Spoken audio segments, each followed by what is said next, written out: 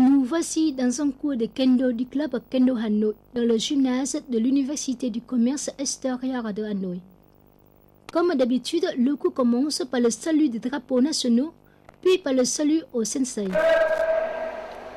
Le grand nombre de participants au secteur et l'entraînement assidu font preuve de l'attrait de cet art martial japonais de la part des Hanoïens. Chacun d'entre eux a ses propres raisons de pratiquer le kendo.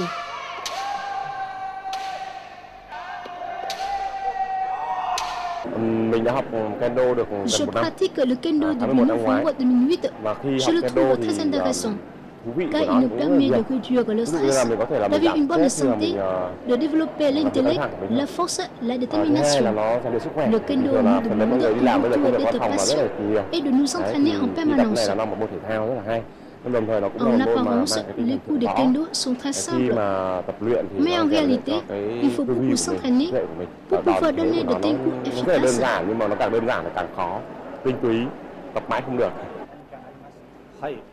Ce qui est intéressant dans le kendo, c'est qu'il nous apprend à être patient. Puis il permet aussi une communication avec l'adversaire. Les deux combattants peuvent ne pas avoir le même âge.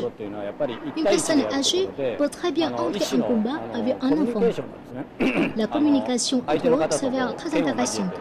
Le kendo nous apprend à ne pas avoir peur de l'adversaire en face de nous et surtout de nous-mêmes. Car il suffit d'emprouver la peur pendant une minute et on tombe facilement en échec.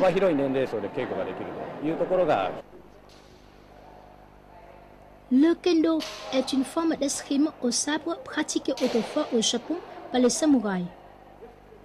Il a une origine très ancienne puisqu'il remonte aux anciennes méthodes de combat au sabre que les guerriers japonais avaient développé tout le long de l'histoire du Japon au Moyen-Âge. La notion fondamentale du kendo est Kiken Taichi. C'est l'unité de l'esprit, du sabre et du corps. Ki est l'esprit qui désigne la détermination du combattant dans l'assaut. Le ki se manifeste par le kiai, le cri poussé par le combattant lorsqu'il attaque. Ken est le sabre qui représente le coup porté. Tai est le corps qui désigne l'engagement du corps par une frappe du pied en avant au sol et exécuté en même temps que le kiai. Le kenshi s'équipe en fonction de son niveau. Pour les débutants, le sabre en bambou est suffisant. Pour le niveau avancé, outre le sabre en bambou, les kenshi doivent se munir d'un ensemble d'objets de protection tels que le masque, les gants, l'armure. Un match de kendo dure 5 minutes. Les coups fondamentaux en kendo comprennent 3 frappes et une pique.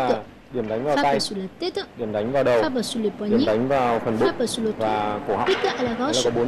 Ici, une séance d'entraînement dure 2 heures. Một buổi tập thì thường kéo dài trong khoảng 2 tiếng ở câu lạc bộ Kendo Hà Nội. À l'heure actuelle, les classes du club Kendo Hanoï sont assurées par 5 sensei japonais et 10 assistants vietnamiens. Je donne des cours de kendo dans ce club depuis 1 an. Au début, à mon arrivée au Vietnam, je ne croyais pas que le kendo se développait si bien ici. J'étais très surpris du nombre croissant des membres du club Kendo Hanoï. Je trouve que les jeunes du club ont une grande passion pour cet art martial japonais. Ils s'adonnent aux entraînements sous une forte chaleur et en portant un costume de kendo très épais.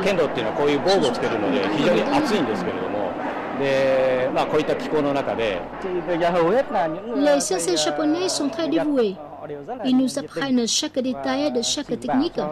Ils veillent à notre entraînement jusqu'à ce que nous puissions reproduire de manière juste les techniques. Đúng thì thôi. Chưa có đầu tiên có thể là chưa cần đẹp nhưng mà đầu tiên nhưng mà yêu cầu đầu tiên là phải là đúng. Les kendoka du club Kendo Hanoï exercent de différents métiers: hommes d'affaires, directeurs, enseignants, étudiants, médecins, ingénieurs. Ils sont âgés entre 7 et 60 ans, hommes et femmes. Ils ont tous une seule chose en commun, la passion pour le kendo.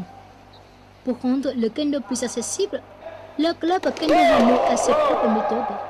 Pour pratiquer le kendo, il faut acheter un costume et un sabre en bambou. Pour le niveau avancé, cet avertissement sera plus coûteux car il faut acheter d'autres équipements comme le masque, l'armure, etc. Notre club est prêt à aider les étudiants et les élèves passionnés par le kendo, mais qui n'ont pas les moyens financiers d'acheter les